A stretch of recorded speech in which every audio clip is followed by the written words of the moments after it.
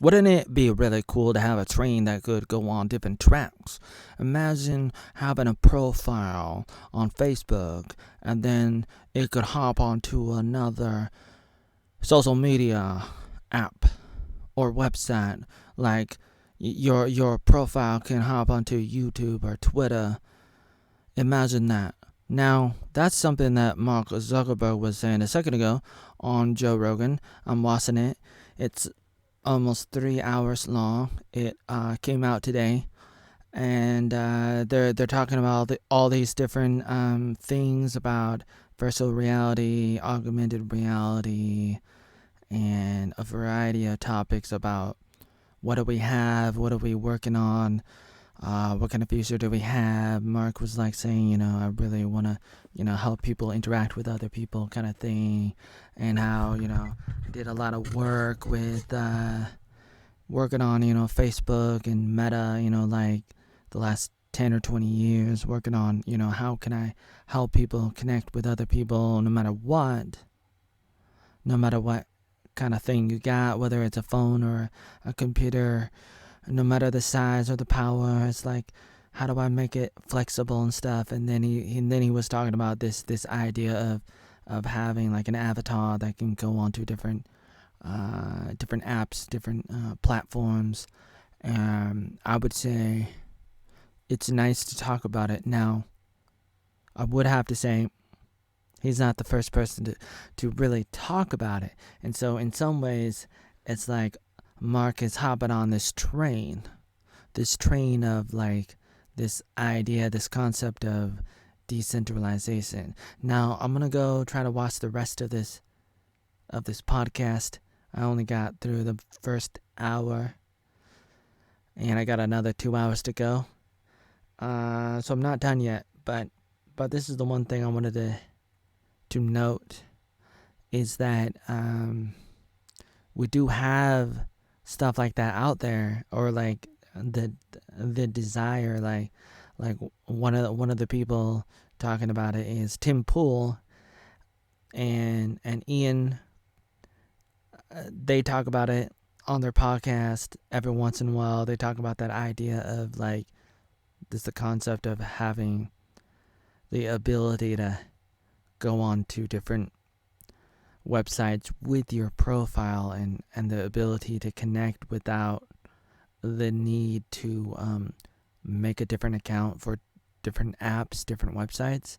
Like having an account that like can go from one place to the other, can like interconnect kind of thing. And I mean, it's like that idea is kind of confusing to explain to a person who doesn't know kind of thing, because the concept's kind of confusing. I mean, I like to use the metaphor of a train on a track and then going on a different track. You have like, say, a Facebook track and a YouTube track, Twitter track, different tracks.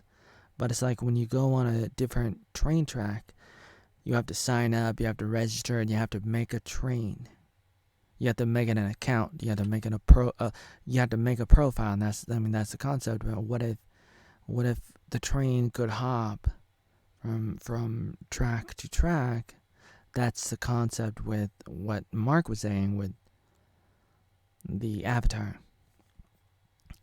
Now, there's just so many different ways to go about all of these things. Whether it's the glasses that they talked about, with like there's a little camera on the glasses and you can just like interact and record people, and it's like a spy cam basically, which is sort of what they already have with like pens and a lot of different things.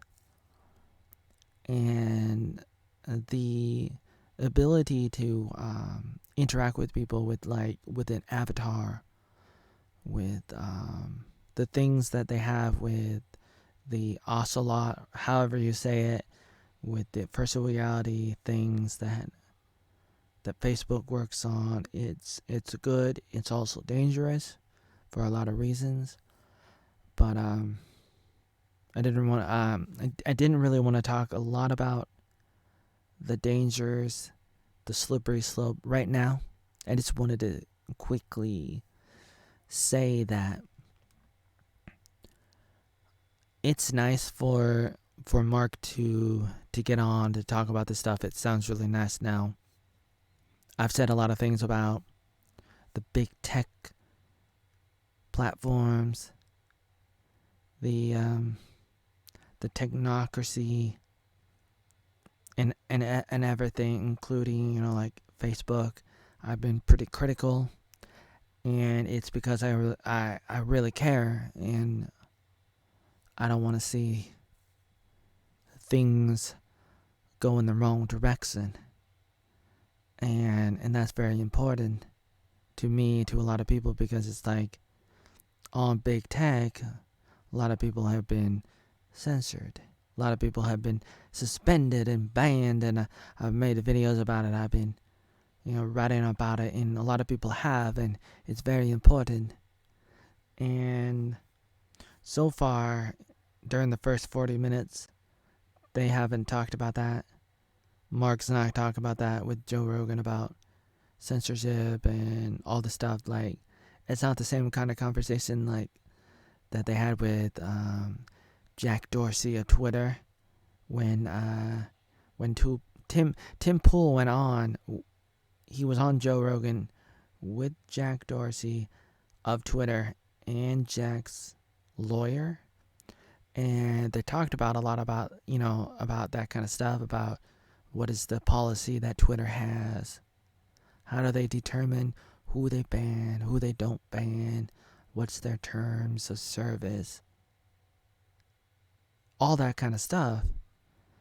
And it opened the eyes to a lot of people regarding like how it all works, how they make those determinations. A lot of memes came out of that,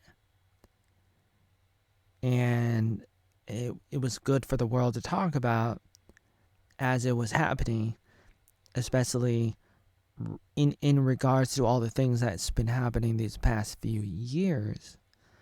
It's critical for people to talk about. Now today, so far, they've not been talking about that. Joe's not talking about it. Mark's not talking about it. Not to say that they won't talk about it later on in this podcast episode of the Joe Rogan Experience. I can't say. I don't know. I haven't seen it yet. I've only seen the first 40 minutes, but so far they haven't talked about it. So I thought I would just mention that it's easy to be misguided and say, I may be against what Facebook has done in regards to only attacking some people and not other people. The selective enforcement of the rules to only ban some people and not ban other people. It's very hypocritical, because if you have a set of rules, it needs to be applied to every account, every user equally. And that's my beef with Facebook and with YouTube and Twitter and everything. All of them. That's what they do a lot. Most of the time, it's something like that, where they're just selectively enforcing the rules whenever they want. They can decide, we're gonna enforce the rules, and the rules are gonna constantly change, and it's gonna be worded very vaguely, very loosely, so that we can do whatever we want anytime we want. And we can just say we can do it because the rule says we can do whatever we want, basically. Written by a bunch of sneaky little lawyers saying, hey, we got a lot of wiggle room in this contract that we make all the users sign that says we can, change the rules at any time without, consent, without us being required to notify you, and we can just, basically interpret the rules whatever way we want. all of that's very important to me. That's why I've been critical. I've been critical of big tech for many, many years because I've been noticing these problems. And it's just the hypocrisy of the double standard and possibly other things too. There may be other problems too, but it's mostly that, the double standard thing. You got to be consistent and you got to enforce the rules equally to everybody and not just be like, we're going to look the other way for these people, but not for you because you're on the right. And it's always on the right, always on the right, like people on the right. We're going to ban them. We're going to censor them, only them, not the people on the left, not people in the middle or anybody else, politically speaking. And it's always political. It's always political. You could try to prove otherwise, good luck with that, but it's like, it is what it is, but that's what it's been, especially the past few years, and it's been devastating. And that's my beef. But it's like, outside of that, you could watch this Joe Rogan episode with Mark Zuckerberg of Facebook, and you could be like, wow, this sounds nice. Now, I watched it with an open mind because I just want to like try to keep an open mind, even though I've been critical for a good reason. That's what I believe, and I believed it for a very long time. These are my thoughts that I've been against big tech, and I still am, but I'm still gonna look at Mark, and I'm gonna have an open mind, and I'm gonna look and try to see what kind of person is he. And it's possible that he's not a monster or something. Maybe he is, maybe he isn't. It's really hard to say. But nonetheless, it could also be that he's a puppet. And there's people behind him, telling him what to do, what to say. That's possible. I would imagine from my perspective alone, there's a lot of speculation. I mean, at least at this point in time, I'm looking at it, there's a lot of speculation regarding who is Mark, what has he done, what is his intention. It sort of looks like he is a guy like Elon Musk, and he's just in this situation where he's pretty influential. Now, there may be some conspiracies, there may be a lot of things that people talk about in regards to how did Facebook rise to become so big and to overtake MySpace and everything else. Did they get money from governments? They probably did. Was there a CIA, what do they call those things? A CIA thing. Or is it, what do they call that? Like a protocol that was called Life. What do they call that again? LifeLog? LifeLog. The rumor is LifeLog terminated the day that Facebook started. I've not tried to investigate that rumor, but it may be true. And so the idea is there's a lot behind these big social media that we don't know about. And so you got to keep in mind that they got a lot of money from the government, and the government gets it from the taxpayers and mostly from the U.S. government. And that's not surprising because this is what's been happening for a very long time. Even the development of the internet started, for the most part, in America with the things that DARPA was doing. And before DARPA was DARPA, it was ARPA. And so you have all these, organizations like the FBI, the CIA, and the NSA, and DARPA's one of them, sort of like that, sort of like NASA, except focused on computers, focused on information technology. and they were working on it. And there were other groups before them working on stuff too, working on the development of the computers all the way back to like 1920s, 1910s. But then after that came the ARPA, the DARPA that started coming in like the 1940s or the 1950s, and then they really started developing in the 1960s, and then started working on the early development of the internet, and a lot of that came out of the U.S. government, and then they started working on the other things, which went on to become, at least according to the rumors, it went on to become things like Facebook and Google and things like that. And there are other people that talk about that, like Edward Snowden, and it's like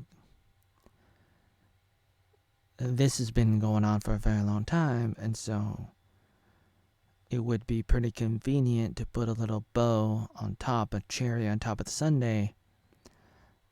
You gotta have a nice little pretty little front man, a nice little pretty face that you can put on top of a weaponized platform like Facebook. Let's call it Mark Zuckerberg. You know, like he is the face. And whether he likes it or not, whether he knows it or not, whether he's in it, on it or not, he is the poster boy. He's the face of the product. The product being you, because the service is free, because they harvest the information so that they can better control the people, and so it has to be desirable. And that was the point. And so Mark's going on Joe Rogan seems to me to be mostly a PR stunt. And it's a big ad to get people to be like, don't worry about anything you've heard.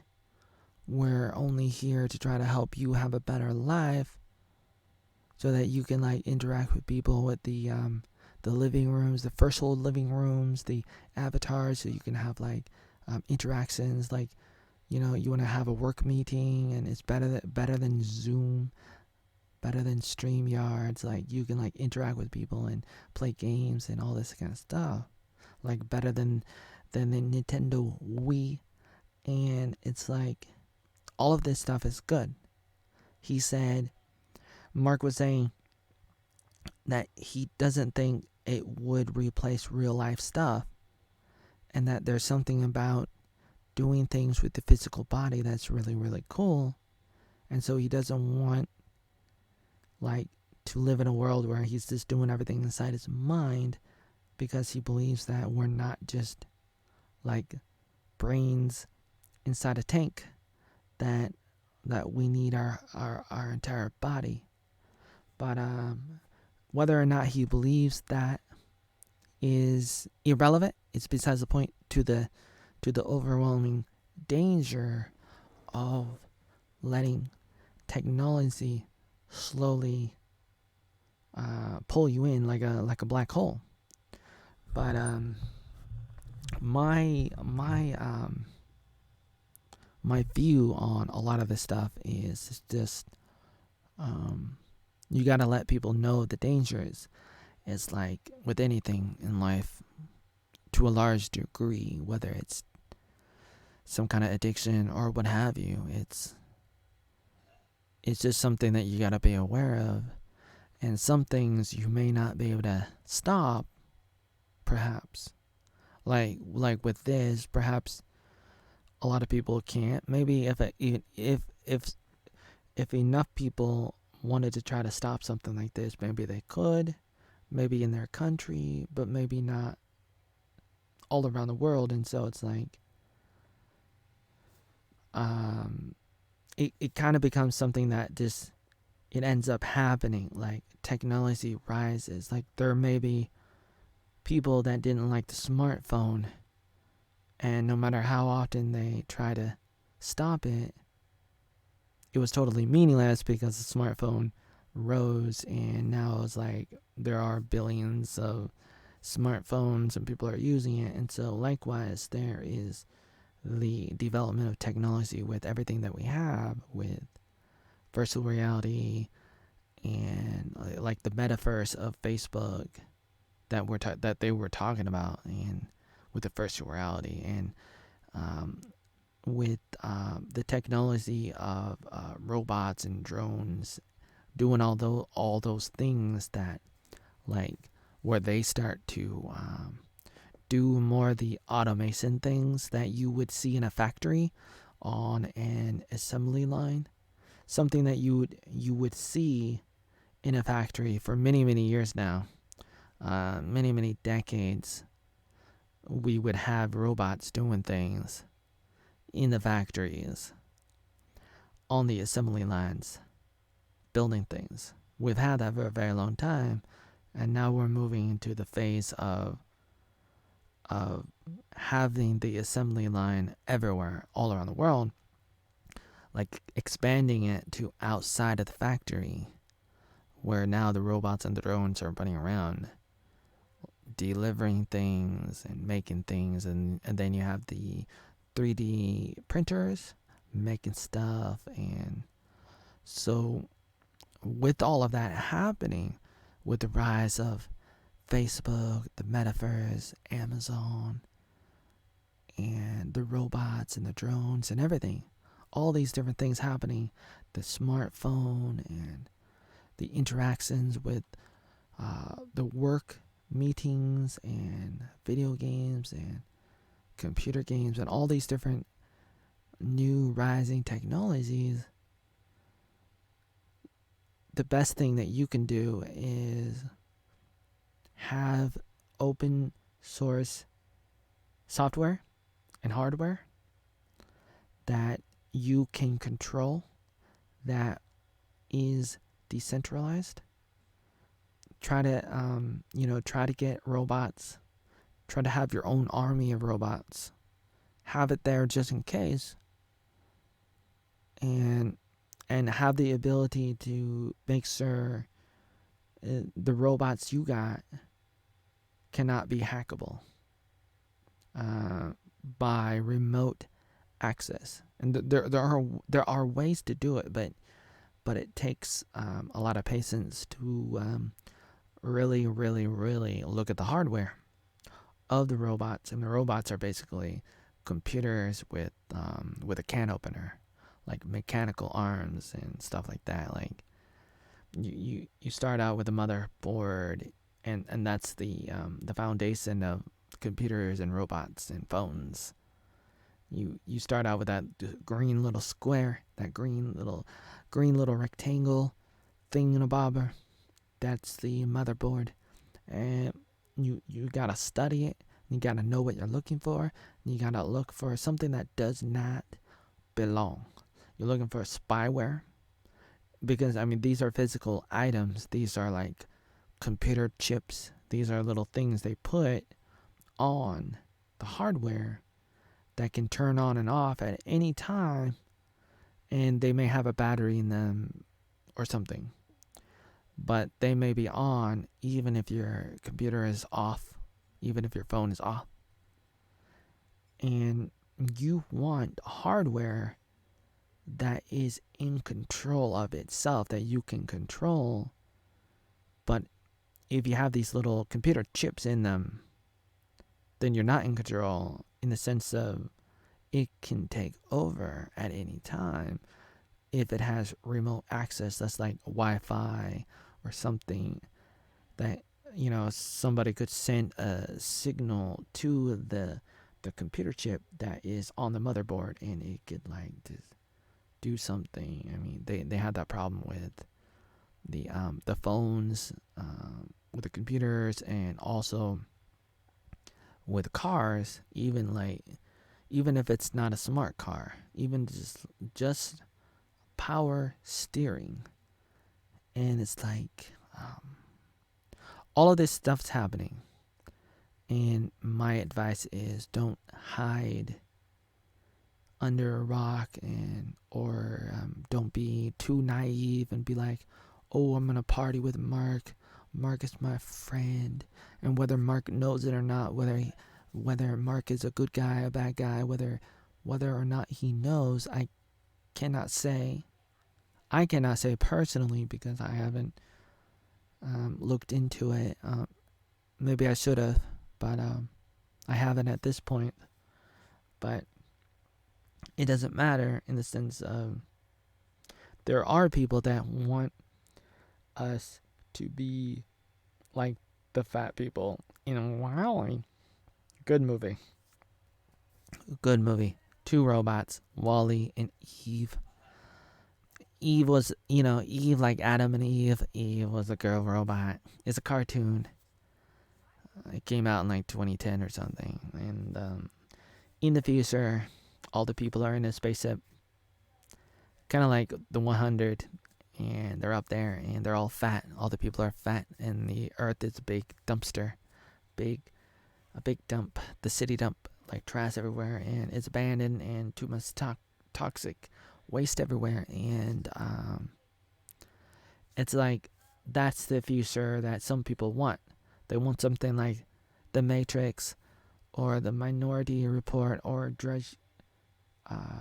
what did I say? Judge Dredd, the guy with the face helmet thing, and all these other movies and shows that you can imagine. And I can't say if Mark Zuckerberg wants that future or not, but it doesn't matter either way. It's like he is helping them towards that kind of fate. Except I don't believe in fate. I believe in like destiny, and I believe that we can do a lot to try to counter that. And so I will try to do my best to have like backup plans just in case. What if this happens? What if that happens? And there's just a lot of dangers that can happen. A lot of different things that can happen. And so you gotta be ready for it. And don't be too negative about it. It's easy to be too negative about it. But at the same time, don't be too naive.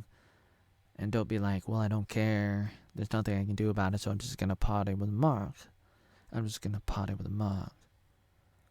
Mark might be purposely or accidentally just like hopping on the train to talk about some of the stuff that some of us been talking about already. The idea of having a profile that can be on different websites, different apps. We've talked about that before. I probably should have opened this video with that. But it's like, that's what it is. It's kind of like Facebook is trying to take credit for the ideas that other people had already. Whether they're intentionally doing that on purpose or not doesn't really matter, except to say, like, in a lot of ways, Facebook is a monopoly. Not entirely, not totally, maybe not technically, but in a pretty big way, Facebook is a monopoly. Google is a monopoly. Amazon is a monopoly. Microsoft is a monopoly. Apple is a monopoly. You can say, well, maybe not, because there is some bit of competition going back and forth. And that's good too. But nonetheless, when I say monopoly, I mean a high degree of centralization, control, and tyranny, and authoritarianism, and a wide variety of things working together. And so maybe monopoly is not the best word. I like the word monopoly, and I like the board game Monopoly, but it may not be the best word for what I'm trying to say. I'm trying to say a lot of things, and some of it includes like a plutocracy, technocracy. Technocracy is a pretty good word, and it's a little bit of a cabal. It's a little bit of a corporate, capitalistic, system. It's a little bit of some kind of crony capitalism thing. Cronyism. And a wide variety of things regarding the big corporations, the big tech corporations in Silicon Valley in California, the place where, that area in California where they have a lot of the different headquarters for those companies like Facebook and Google and everybody else. And so a lot of things are happening there. And so my message to the world is do your best to have backup plans. It's like you may be using Android, Microsoft, Windows, Apple, etc. You may be using these pretty general operating systems, but you should also try, maybe just one time, try a different operating system if you can, or at least maybe go to a website that talks about it.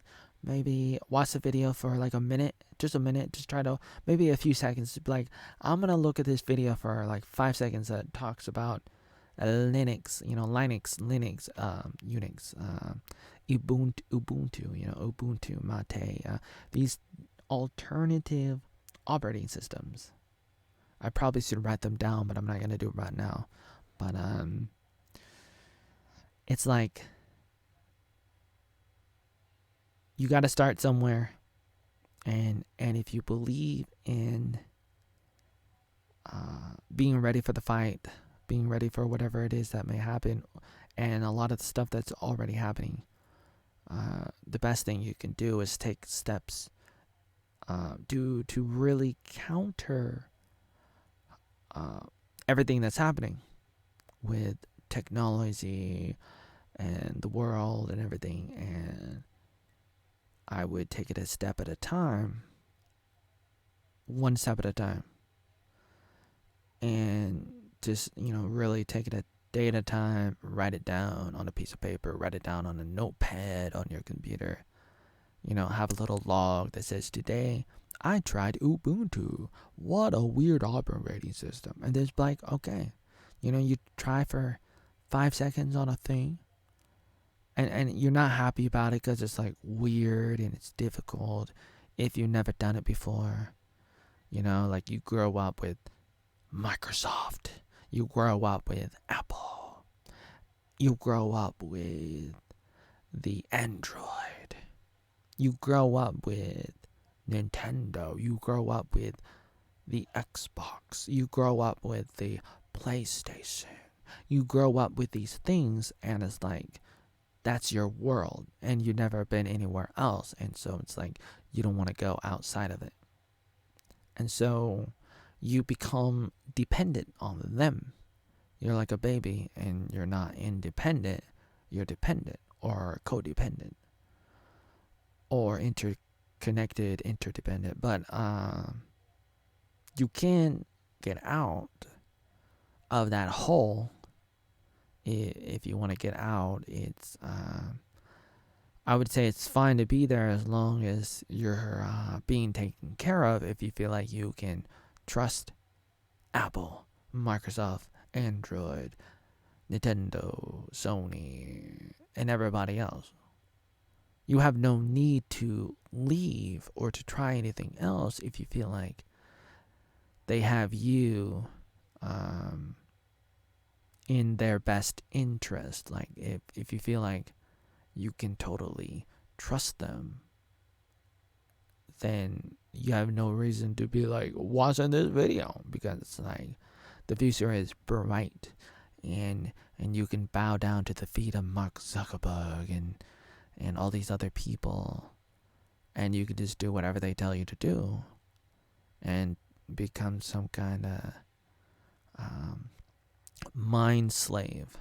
It's like, how did they even get everybody stuck in the Matrix in the first place? And then like they made all these movies about it with Keanu Reeves as Neo, and it's like He's trying to get people out, but how did they get in the first place? Were they forced in?